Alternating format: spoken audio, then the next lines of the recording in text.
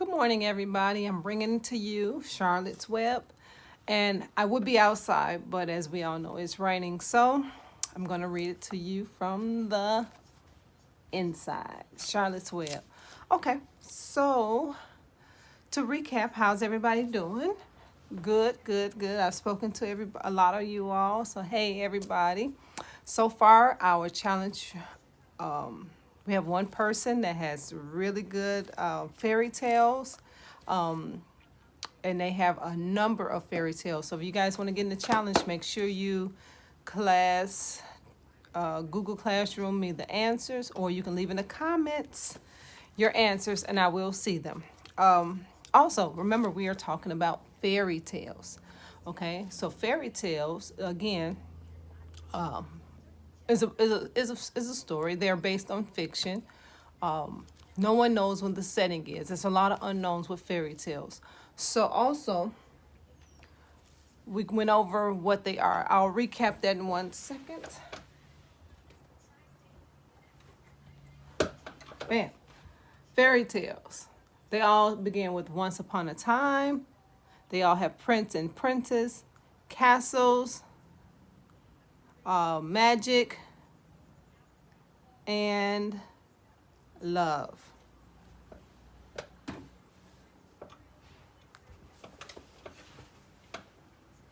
Some fairy tales, a lot of them have wizards, dragons, and they end with happily ever after.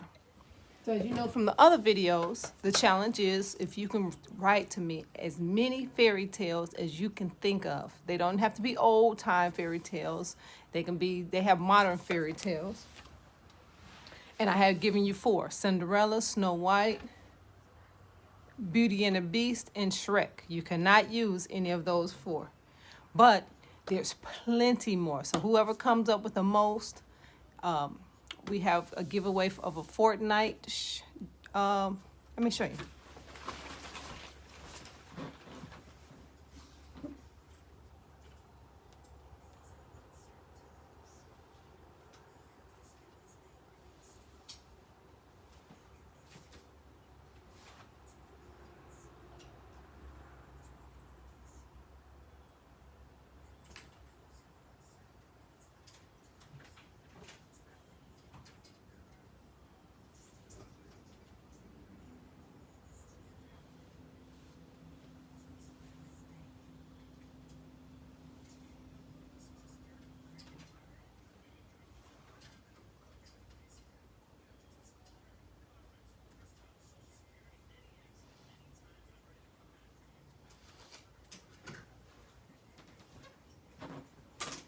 Sorry about that. Almost couldn't find it.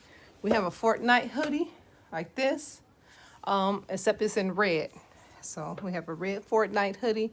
We have gumballs. For the ladies, we have unicorn hoodies that are also red. And those are the 3 big giveaways. The balls, the gumballs, later on I'll show you those with a video that's going to post later on today. Anyway, let's get right down to it. Charlotte's Web. So Charlotte's Web, let's compare and contrast, is not a fairy tale. Charlotte's Web has a setting. It's at the Zuckerman's farm and the Arable's farm. It's at this barn cellar where Wilbur is being held. It has characters, but they are animals. They are talking. There's a lot of personification. There's no king, queen. There's no castle. There's not love. Well, Wilbur loves Charlotte, so I mean as friends. So, but there's no marriage that's going to happen. So it's not a fairy tale. It's actually just a story about friends, and it has a moral, okay, and central idea. So let's get down to it.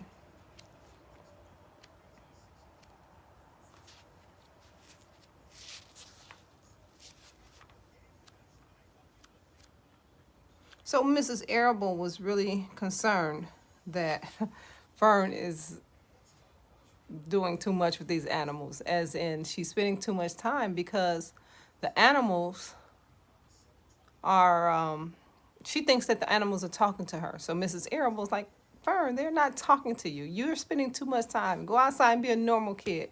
And Fern is like, they're talking to me, Mom. And so Mrs. Arable is very, very, very concerned that Fern is spending too much time with those animals. So she goes and sees Dr. Dorian. Dr. Dorian said, hey, it's fine. No big deal. Let her go see the animals. It's okay. So here we are, chapter 15. We're moving right along, you guys. The crickets. The crickets sang in the grass. They sang the song of a summer's end, a sad, monotonous song. Summer is over. So what season are we going into with summer being over? And gone. They sang over and gone, over and gone. Summer is dying, dying. The crickets felt it was their duty to warn everybody that summertime cannot last forever, even on most beautiful days in the whole year. The days when summer is changing into fall, the crickets spread the rumor of sadness and change. Everybody heard the song of crickets. Arable and Fern heard it as they walked the dusty road. They knew that school would begin soon. The young geese heard it and knew that they would never be a little gooseling again. Charlotte heard it and knew that she hadn't had much time left at Mr. Zuckerman at work in the kitchen, and heard the crickets, and the sadness came over her too. Another summer gone, she sighed. Lurvy at the building, a crate for Wilbur, heard the song, knew it was time to dig potatoes. Time to harvest those potatoes. Summer is over and gone, repeated the crickets. And nights, how many nights till frost, sang the crickets. Goodbye, goodbye, summer, goodbye. The sheep heard the crickets and they felt uneasy. That broke a hole in the pasture fence and wandered up into the grassy fields on the road. The gander discovered the hole and led the whole family through and walked to the orchard and ate apples where they were lying on the ground. A little maple tree in the swamp heard the cricket songs and turned bright red with anxiety. Wilbur is now the center of attention on the farm.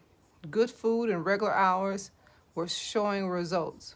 Wilbur was a pig any man would be proud of. One day, more than 100 people came to stand at his yard and admire him. Charlotte had written the words radiant, and Wilbur really looked radiant as he stood in the giant sunlight.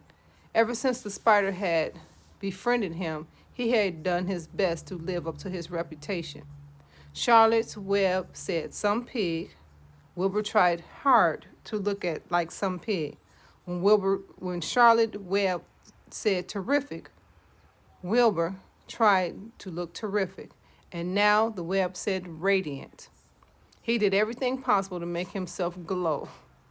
It's not easy to look radiant, but Wilbur threw himself into it at will. He would turn his head slightly and blink his long lashes. Then he would breathe deeply. When his audience grew broad, he would spring into the air and do a backflip with a half twist. At that, the crowd would yell and cheer.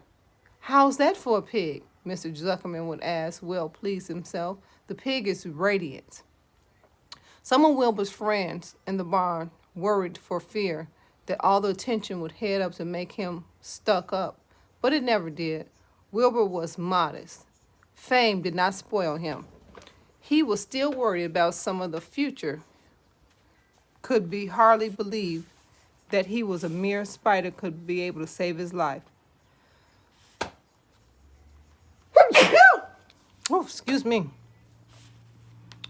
Wilbur was modest. Fame did not spoil him. He was still worried some about the future, as he could hardly believe that a mere spider could be able to save his life.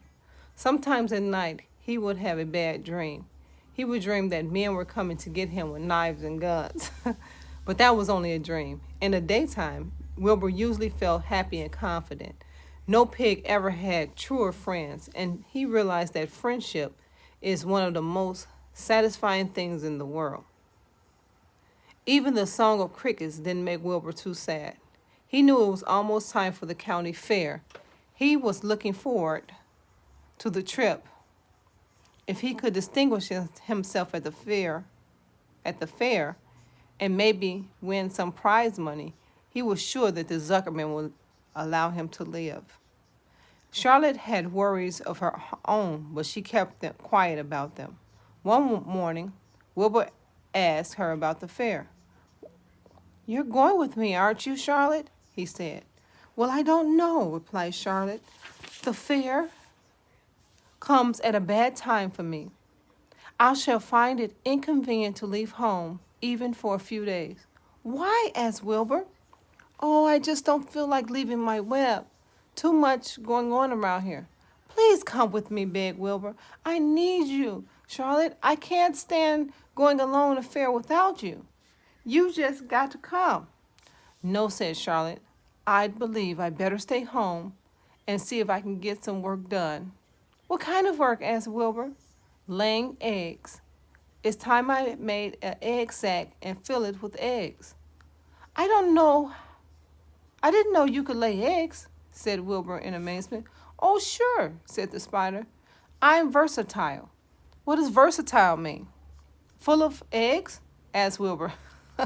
"Certainly not," said Charlotte. "Versatile means I can turn with ease from one thing to another. It means I don't have to limit my activities to spinning and trapping and stunts like that." "Why don't you come with me to the fairgrounds and lay your eggs there?" pleaded Wilbur. "It would be a wonderful." Charlotte gave her web a twitch and moodily watched its way. "I'm not afraid," she said. "You don't know the first thing about egg laying, Wilbur. I can't arrange my family duties to suit my management of the county fair.